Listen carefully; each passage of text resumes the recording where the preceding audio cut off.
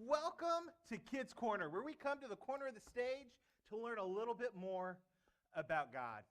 And as you can see, I got my friend George with us today. George, is very curious at times, and he had a question this week, and that question was, how do you show love? So what I'm going to do here in a minute is we're going to toss George out to you virtually. I'm gonna give him a nice toss. You catch him, and I want you to shout out, whether you catch him or not, I want you to shout out one thing you do to show love. Now, adults, I know you think I'm just talking to the kids, but I want you, if you're there watching this, I want you to shout something out too, okay? So here we go. You ready? 1, 2, 3. What's something you do to show love? Oh, those are some good things there. I asked some of our teachers the same question this week. Let's check out what they had to say.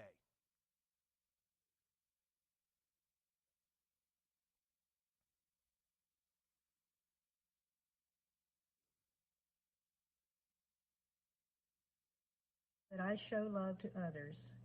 Well, lately I've been sharing love to others by spending a lot of time on the internet searching for toilet paper. I've also been cooking 3 meals a day for my family to keep them safe and making Pastor Randy lots of chocolate cakes.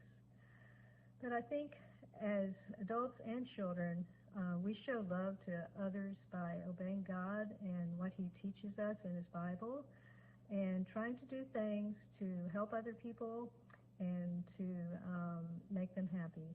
I'm looking forward to seeing all of you real soon.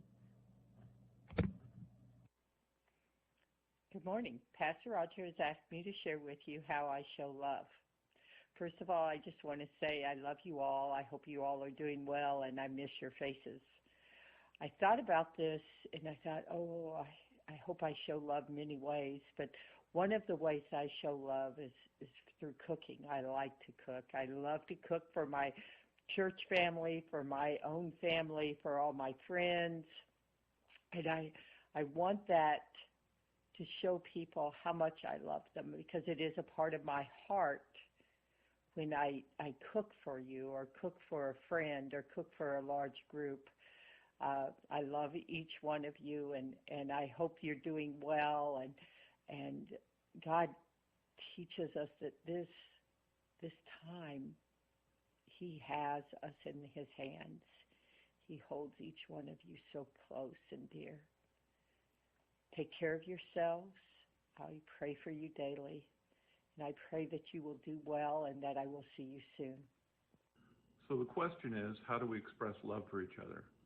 And during these times it's hard because we don't always have contact with the people that we love.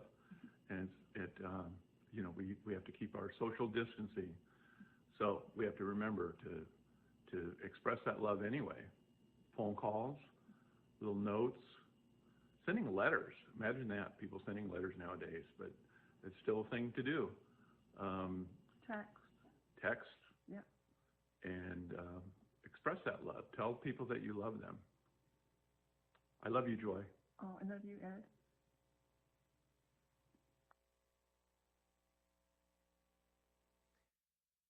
There are lots of different ways for us to show love, isn't there? All those great examples you threw out.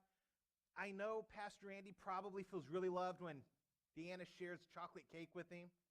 I mean, maybe she could show us the love as well. I mean, chocolate cake's great, and fried chicken, mashed potatoes, gravy. Oh, sorry, I got off there. But we can show love in lots of ways. But do you know that the Bible talks about love, and it talks about God's love? And God showed His love in a greater way than even all of these that we've mentioned. The Apostle Paul wrote about it to the Romans, in the book of Romans, like this. He says, "For while we were still weak, at the right time Christ died for the ungodly. For one will scarcely die for a righteous person, though perhaps for a good person one would dare to even die. But God shows His love for us in that while we were still sinners, Christ died for us." And so this morning, I just wanted to share with you the fact that there's lots of ways that we can and should be showing love to each other.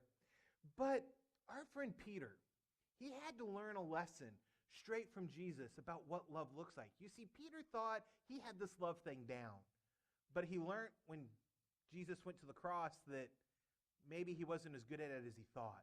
Last week we talked about it, and they were having breakfast. Do you remember all the fish on the sea brought up? Jesus said, bring some, and they sat down and had breakfast together.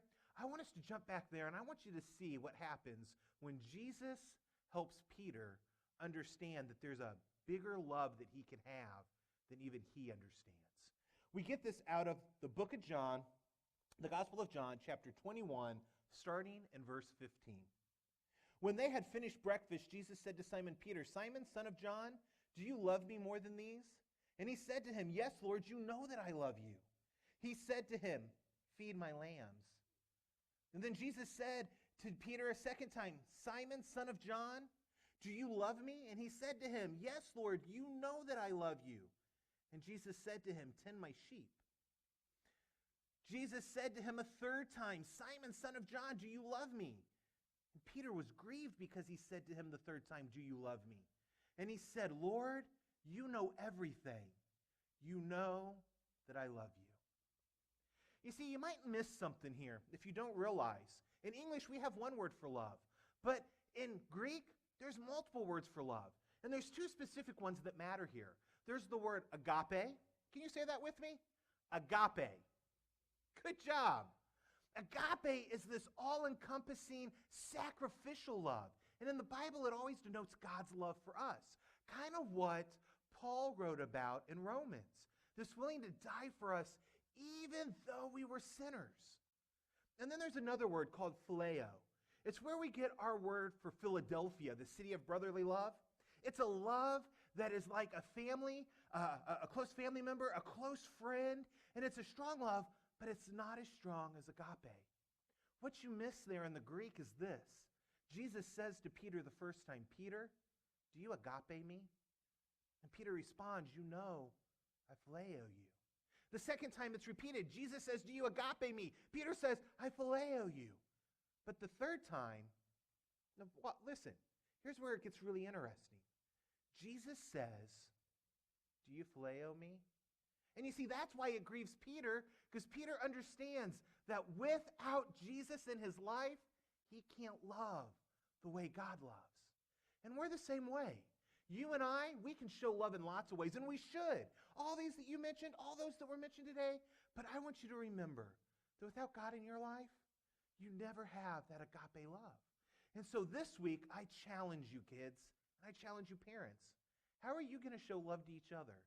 And more importantly, how are you going to try to help show God's love to someone this week? As we move on in our service, let's hand it over to Pastor Logan, who's going to share some announcements with us.